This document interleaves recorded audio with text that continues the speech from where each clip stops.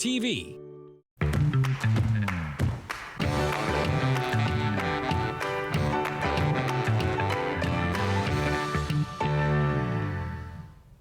Welcome to this edition of Dufferin Life. I'm your host, Teena Avery. Thank you so much for tuning in.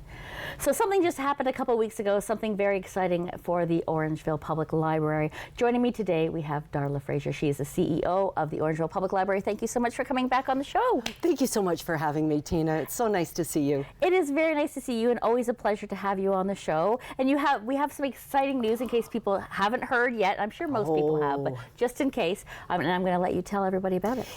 In case you haven't been to the Orangeville Public Library at 1 Mill Street, right at the corner of Broadway and Mill, we're open again. And after the third renovation, we have been closed this past year and a bit. It was 408 days. Wow, see, I knew it had been a long time, I'll be honest. I was like, they've been closed for a long time. I can't wait to see what's happening, but I didn't realize it had been well over a year. Well over a year, and not what we expected at all starting off the project, but an old building.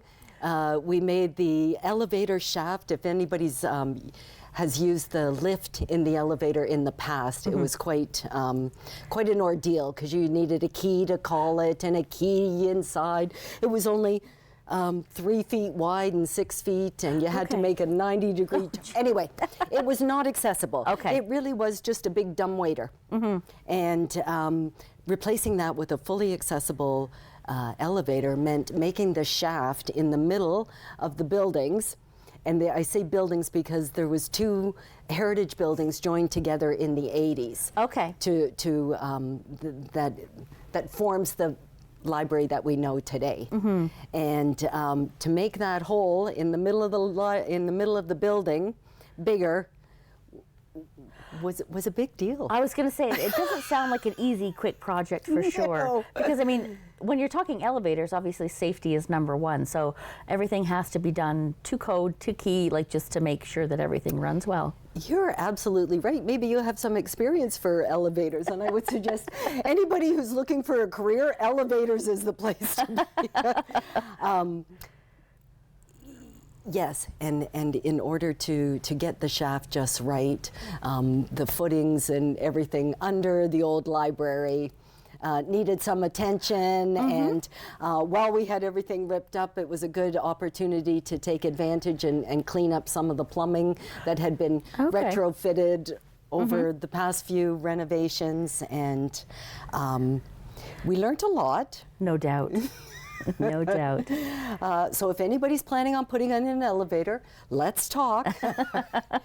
It's lovely now. And it's a miracle. You just walk up, press a button, and lo and behold, ding, ding, the door opens up.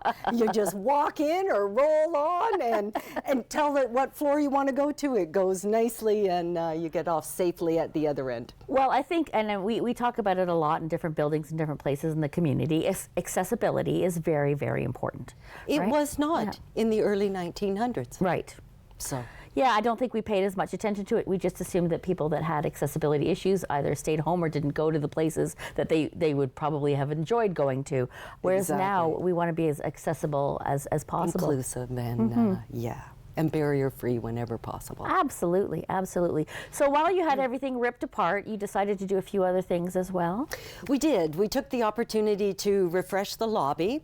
The old service desk was quite a monster, if you recall, and we modernized and we went a little smaller. We set up a self-serve holds pickup. Okay. And in order to make the shaft bigger in the middle of the building, we had to find a new passage from the basement to the main floor. Okay.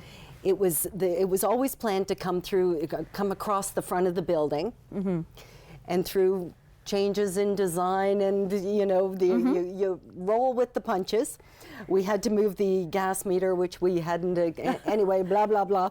You don't even think about these things when you're like, I'm just going to do this when you're doing a reno, and then you're like, well, no, you can't, because there's so many other parts and parcels to it that have to move, or things you're not aware that are there. I'm not even aware, and so through a change in the original design, we ended up with a room instead of just a walkway. Okay. And it's fabulous. It's really, I really hope that people come into the library, get that sense, a little bit of wonder, but more so a sense of belonging and community, that this is their library. Yeah.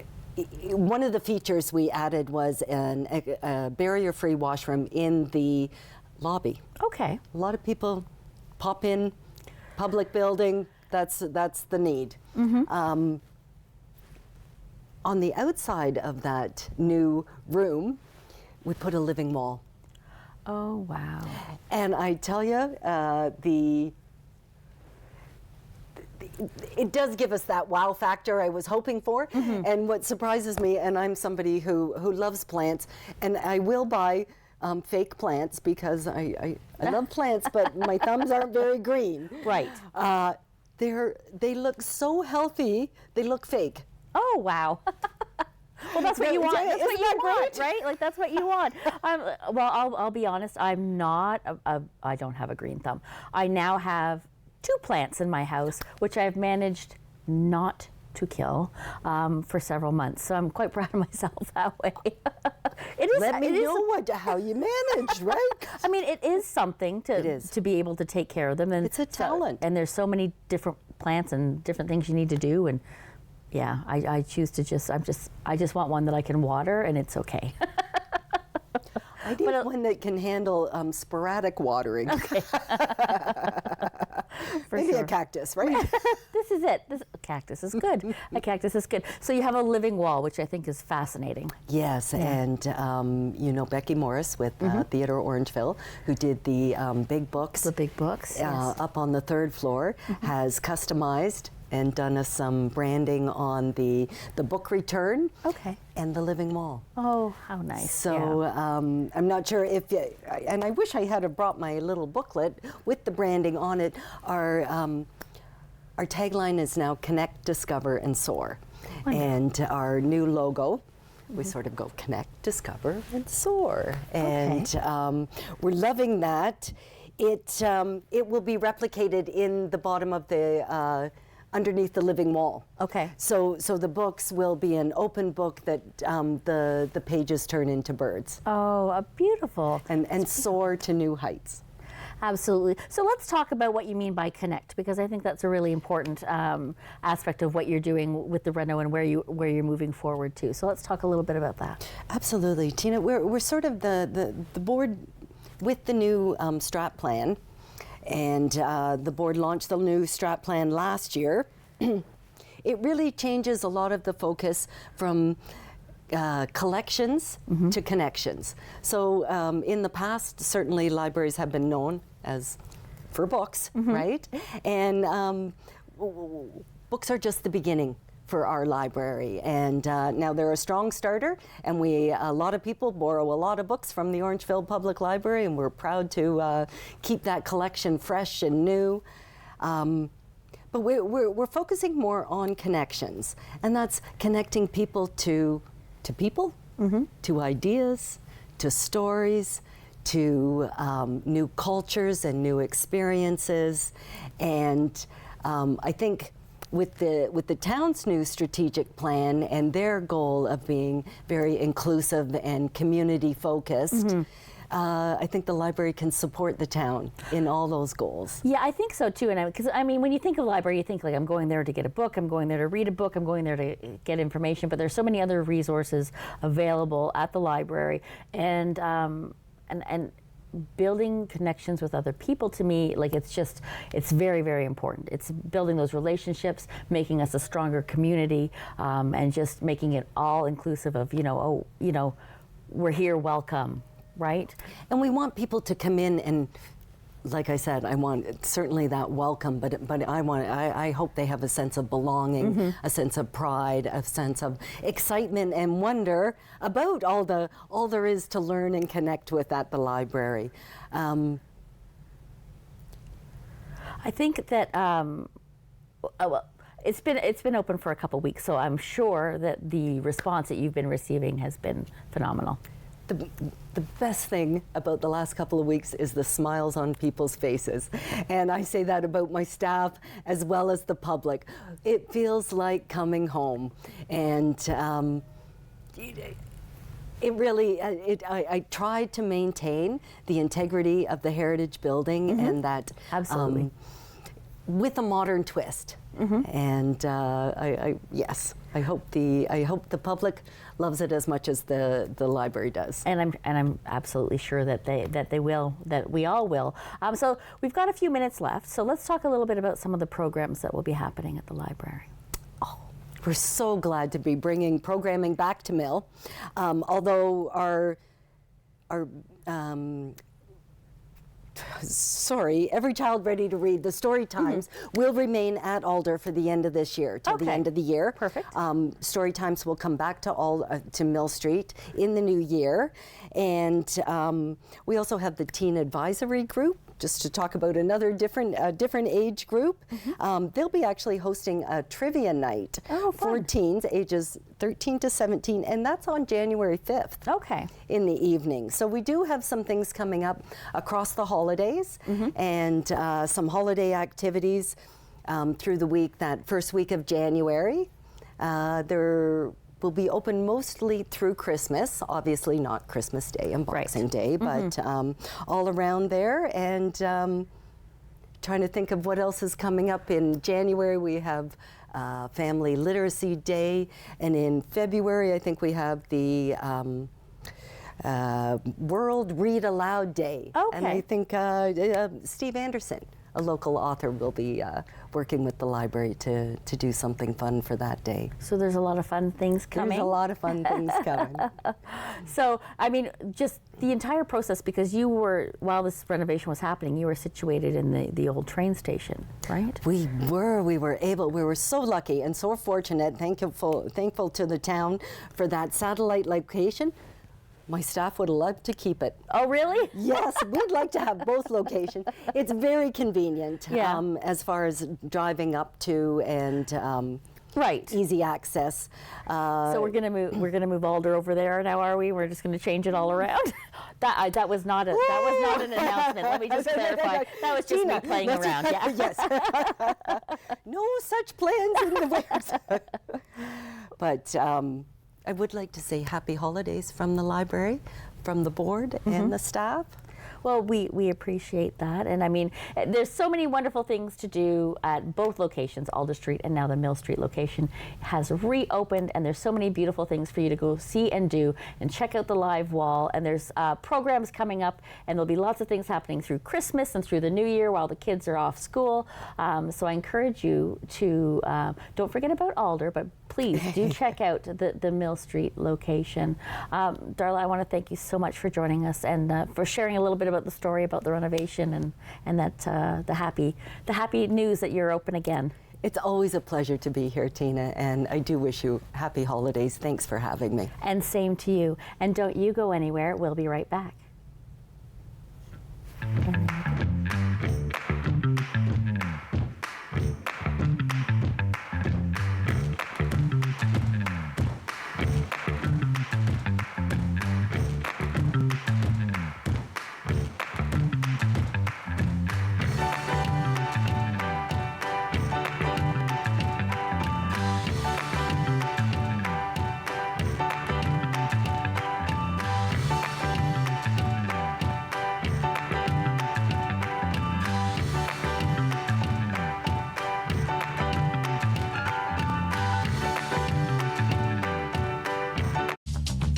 This program is brought to you by Ignite TV. Now you're in command. Visit Rogers.com for more details.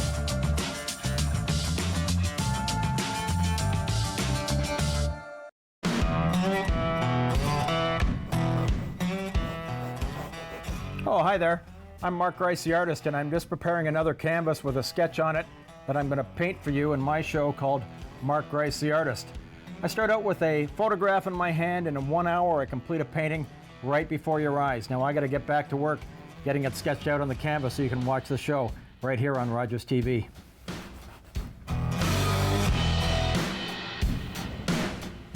public transit, garbage pickup, parks and recreation programs, snow removal on your street. How can you stay informed about these and other important local services? Tune to City Council coverage on Rogers TV. See your community leaders at work on Rogers TV City Council coverage.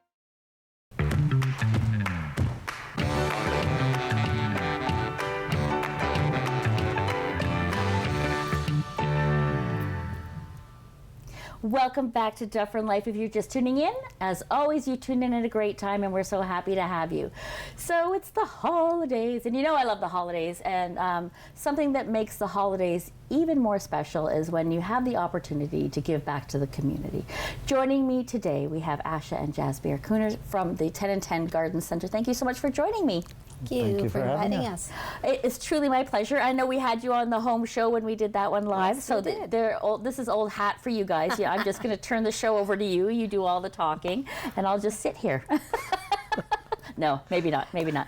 So I heard that you have an exciting gentleman coming out to the Garden Center very soon with some exciting opportunities for the families. Tell me a little bit about it. Yes, we have Santa coming on the 10th and the 16th of December.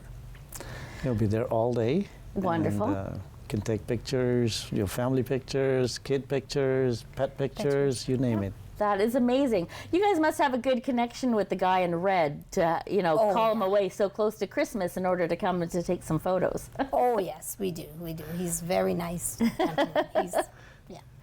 And I hear there was a rumor that just recently you had a different Christmas character come out and visit. How did that go? Tell us who it was. That went very well. It's the Grinch. The Grinch, yes. But he couldn't stay any longer than the 9th. He came out at the 9th. He had to go and do his naughty thing out there. Yeah. So. Well, I heard that his heart grew 3 sizes or something like that. So maybe he's out there doing some good out in the community. Maybe. But he certainly is a character, is he not? Oh, gosh, he definitely is. Yeah, he's one of my favorites for sure, for sure. So let's talk about the photos with Santa and give us a little bit of an idea of how people, if they need to register, what the cost is, and how that works. So they can go online on our website. Mm-hmm. It's $10 to register. Okay. And we normally will take a few pictures, and you'll have a chance to pick and choose of the pictures that you want. Mm-hmm. So all the money that we raise will go to charity. Okay. Asha, tell me which charities you're supporting with this wonderful. Well, this season we're doing the local animal sanctuaries. Mm-hmm. We are doing IOD. Okay. Toys for Tots. And the food bank. Okay. The local food bank. Wonderful. So just to reiterate, so you're going to spend $10 to register, and you really do register. They need to register, yes, not just drop in. They could register if all the spots are booked. They could do a drop in. Okay. But the same goes. They will give the $10 at that time. Right. So it's $10 for the photo, and all those proceeds go to the IODE Lord Dufferin, as well as local animal sanctuaries. And I mean, everyone in the community knows that you do wonderful things on the fundraising side of things, and we thank you for that. So how do you pick the charities? Like, it must be difficult because there are so many wonderful organizations in our community. Well, what we do is we try to stay as local as possible. Mm-hmm. And IODE is one of the ones that we've been working for over 3 years now. Yes, the past 3 years. And we also just wanted to mention that we also match dollar for dollar. So anything that we raise, we will match dollar for dollar. Amazing. So that is phenomenal. So let's talk a little bit about the IODE. I've had them on the show, but it's been quite some time, and just maybe a little bit about what they do. Well, that's the IODE stands for Imperial Order Daughters of the Empire. Okay. So this started in 1907, and they originally actually bought the land for the old hospital, and they started the hospital. Right now, so they've been the Lord Dufferin retirement home. Yes. So they've been around for a long, long time. Mm-hmm. So over a century, and these women do a wonderful thing for the community. They raise funds for basically a lot of the local charity. Yeah, and then they And they- divvy up yes. what comes into them, and then they Yes. help Right. support local organizations. They and do. They charities. raise funds for underprivileged children, for scholarships and things like that. That's wonderful, wonderful. And the animal sanctuaries, well, everybody knows I'm all about the animals. So I mean, they need a lot of assistance because these types of organizations don't have government funding. That's so this right. is something that Yes. they're doing, obviously to help the animals and, Yes. and to help the community. And a lot of those people are volunteers, and Yes. they do this from the bottom of their hearts. heart, All the goodness inside of them comes out, and they get to give back to the community, just like yourselves, because you do a lot of fundraising. We do. And I think that speaks volumes. And I'm going to ask you why you find that giving back to the community and doing this fundraising is so important. The community's been very good to us since we opened up our business. And we find that giving back to the community, it's just the right thing to do. Right? Everybody is nice to us, and they come out and they support our local business. All the money stay in the community, so we try our best to give back as much as we could. And I think there's different ways for people to do it. For companies and businesses and some individuals, there's the giving back to the community and donating. Yes. For others, it's volunteering in the community and helping all of those other worthwhile organizations that need volunteers in order to make them run. That's right. So, and we live in a very phenomenal community We do. where charitable organizations support each other, businesses, individuals, Yes. we all support each other. The individuals come to the local businesses and support them that way, and, That's and right. I'm a very big promoter of shopping local. Yes. Absolutely. Absolutely. So you're also doing a food drive and a toy drive as well. Yes, we are. So how long can people drop off these donations in the holidays? Up until the 24th of December. Okay. Yeah, they could drop off toys.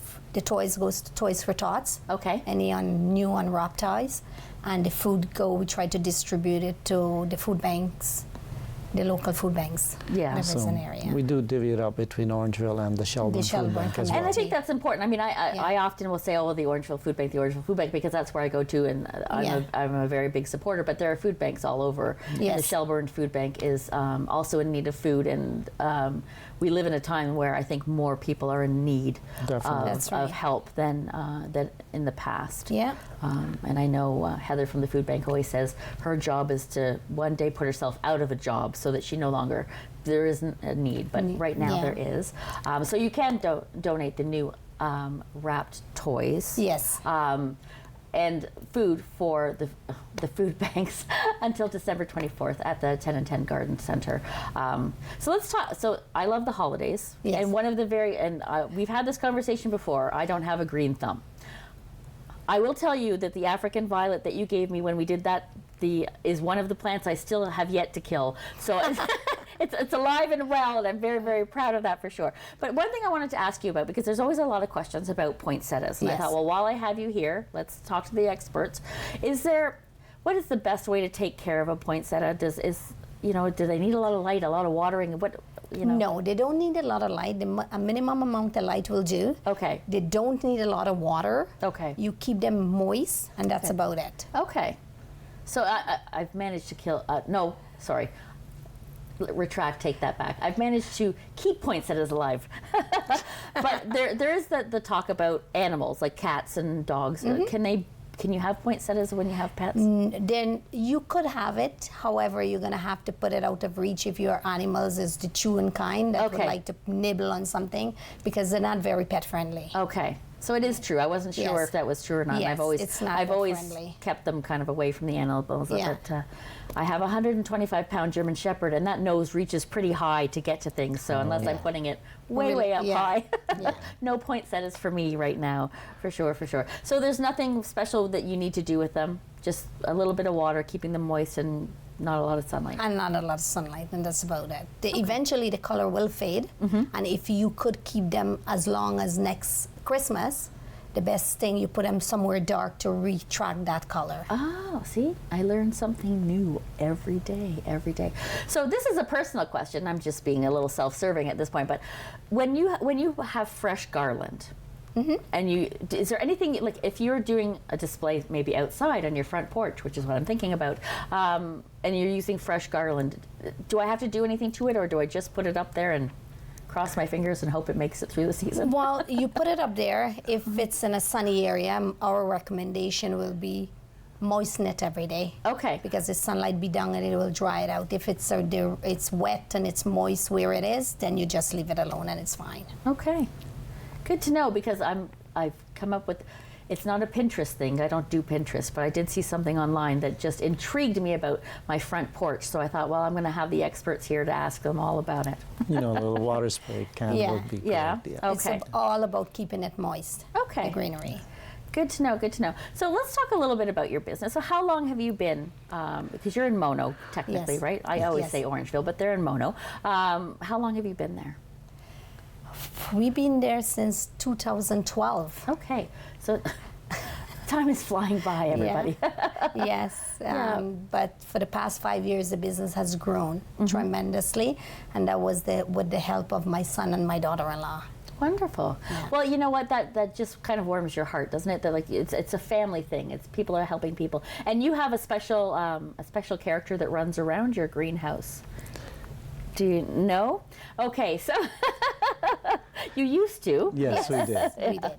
Okay, but have you always loved working with, like with the flowers and doing all that? Oh sort of gosh, thing? yes. Yeah. Yeah, it was more of a fun thing that, you know, this just a hobby that turned into business, to be honest with you. Okay. Yeah, because we started with one hoop house, and she would love to plant her flowers for our home, and then it turned to 2 greenhouses, 3 greenhouses, and it was just never enough. So it that's eventually wonderful. ended up being what it is today. But it's all because of the big hearted community that we live in. So they've been great to us, and that's why we'd They've been love to very give supportive. back. Yes, yes, and like I said, I've said it a couple times already, but you are very supportive of the community and other local businesses and things that are happening in the community, and I think that when you see that, because there are so many businesses like that in town, Oh yes. you know, you just can't help but walking in and feeling welcome and like you're at home. You know, like you feel like you belong, and I think our community does that as a whole, and you both do that as well. I think it's like a big family. That's basically what it is. So we love people, and so it's kind of love plants, we love people. So it's always So the best of both. Yes. Yeah. You can be quiet with your plants and taking care of them, and then That's it. you've got the people coming in and enjoying all of the hard work that you do as well. So I'm just going to say before we go, so I'm just going to remind you that pictures of Santa are from on December 10th and December 16th. The information will pop up on the screen shortly for you to register and find a spot. And if it's not a spot, you can drop in, but don't forget to bring your food items and newly wrapped toys as well, for the Toys for Tots and the local food banks. I want to thank you both for joining me today. Well, it's always our pleasure being here, and thanks for inviting us. It was certainly my pleasure to have you here, and you'll be back again soon. And thank you for joining us. Until next time, bye-bye for now. Thank you. We're still on screen.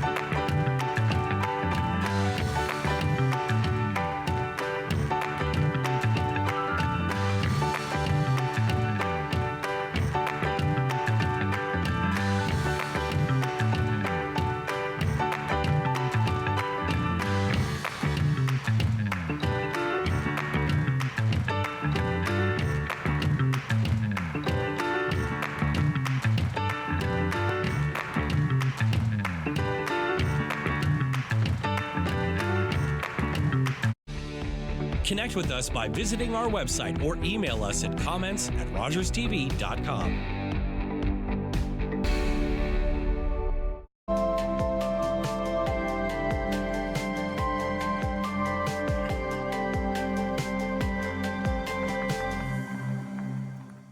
After a night out with your friends, there's always options for getting home safely. You could call your BFF, your mom or dad, whoever you can count on for a safe ride home. You could call your favorite cab company or 1-888 taxi guy. Or you could use the Arrival Live smartphone app to help you choose your ride. Be it a friend, transit, or taxi, getting home safely